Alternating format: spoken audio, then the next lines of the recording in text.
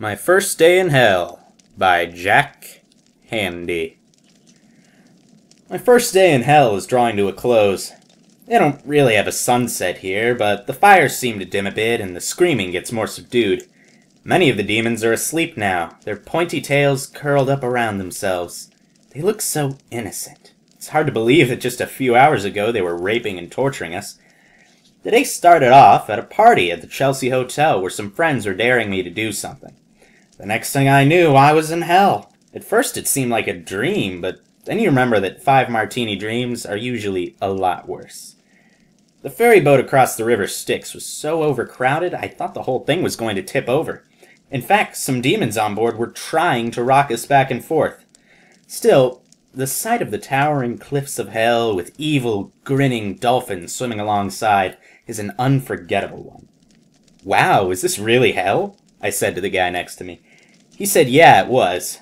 I asked him again to make sure, but that made him start crying. Man, what's with that guy?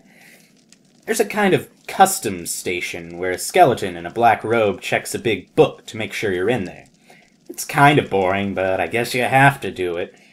As his bony finger slowly scans the pages, searching for your name, you can't help thinking, what does a skeleton need with a robe?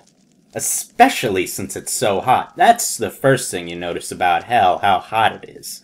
I'm not going to lie to you, it's hot. But it's a steamy, sulfur kind of hot, like a spa or something. You might think people in hell are all nude, but that's a myth. You wear what you were last wearing. For instance, I am dressed like the German U-boat captain in the movie Das Boot, because that's what I wore to the party.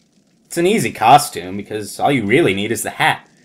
The bad part is people are always asking you who you are, even in hell. Come on, I'm the guy from Das Boot. The food here turns out to be surprisingly good. The trouble is, just about all of it is poisoned. So, a few minutes after you're eating, you're doubled over in agony. The weird thing is, after you recover, you're ready to dig in all over again.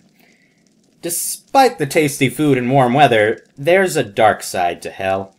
For one thing, it's totally disorganized. How anything gets done down here is a miracle. You'll be herded along in one big line, then it'll separate into 3 lines, then they'll all come back together again, for no apparent reason. It's crazy. You try to ask a demon a question, but he just looks at you. I don't mean to sound prejudiced, but you wonder if they can even speak English. To relieve the boredom, you can throw rocks at other people in line. They'll just think it was a demon or something. But I discovered the hard way that the demons don't like it when they're beating someone and you join in. It's odd, but hell can be a lonely place, even with so many people. They all seem caught up in their own little worlds, running to and fro, wailing, tearing at their hair. You try to make conversation, but you can tell they're not listening. A malaise sets in. I thought getting a job might help. It turns out I have a lot of relatives in hell, and using connections, I became assistant to a demon who pulls people's teeth out. It wasn't actually a job, more of an internship, but I was eager, and at first it was kind of interesting. But after a while, you start asking yourself, is this what I came to hell for? To hand different kinds of pliers to a demon? I started wondering if I even should have come to hell at all. Maybe I should have lived my life differently and gone to heaven instead. I was tormented. I had to get away. The endless lines, the senseless whipping, the forced sing-alongs. You get tired of trying to explain that you've already been branded, or that something that big won't fit in your ear, even with a hammer. I wandered off. I needed some me time. I came to a cave and went inside. Maybe I would find a place to meditate, or some gold nuggets. That's when it happened. One of those moments that could only happen in hell. I saw Satan. Some people have been in hell for thousands of years and have never seen Satan. But there he was.